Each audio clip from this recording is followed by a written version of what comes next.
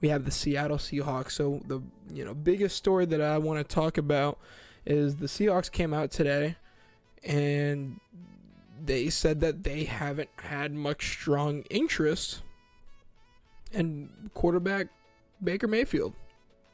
And for me, that's a real eye-opener.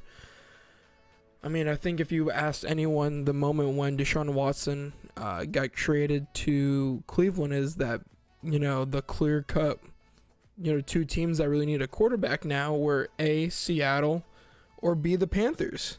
The moment when Seattle kind of got trade away Russ, we knew that they would probably be in the market, A, for a free agent, B, a trade, or C, the draft. And, I mean, they traded for Drew Lock. No one really thinking that he was going to be the future. So it's definitely a little bit definitely a little odd for sure that Seattle is all in on Drew Lock and Geno Smith. Right now, Geno Smith looks like it's winning the week one starter role out of minicamp and OTAs.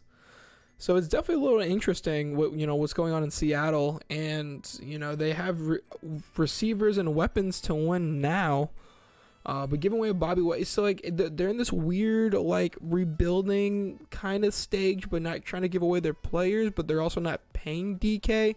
They're paying Tyler Lockett big money.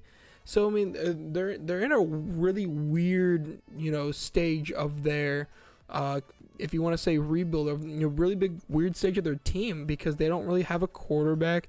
They have one of the best receiver duos in the National Football League. And they have a really good backfield. I mean, say what you want about Chris Carson. If he comes back from injury, he's going to be great. Rashad Penny, I mean, all he needs is, to be able to stay healthy, and he's a half-decent running back. And they drafted Kenneth Walker. So, I mean, they're definitely going to be able to run the football. That's not going to be a question mark for them. Their defense is always pretty solid, but they trade away some first-round picks for, Jamal Adams, so they were always in that win first now mentality, cutting Bobby Wagner, extending,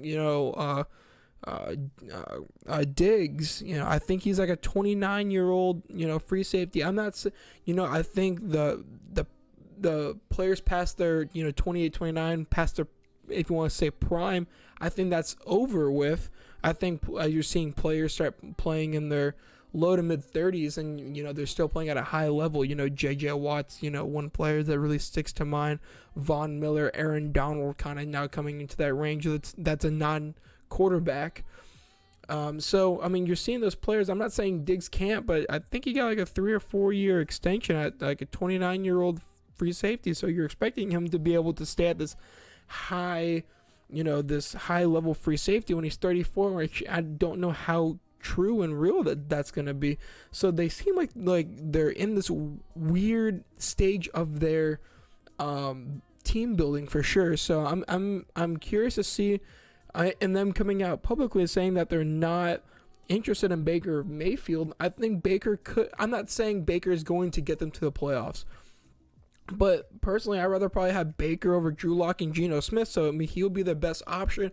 And if Cleveland's came out and said that they're willing to pay for some of the salary for a starting quarterback in the National Football League, so if Seattle can only pay, half of it, you round up and you just want to say $9-10 million for a starting quarterback in the National Football League that you don't have to keep for the future. He can be a stopgap 1 year and see what you have in him. And if he brings you to the playoffs, maybe you consider extending him. But have the option and you already cut that out. It's definitely very interesting to me what Seattle is really looking for, coming in this weird part of their non-Russell Wilson and non-Bobby Wagner team right now.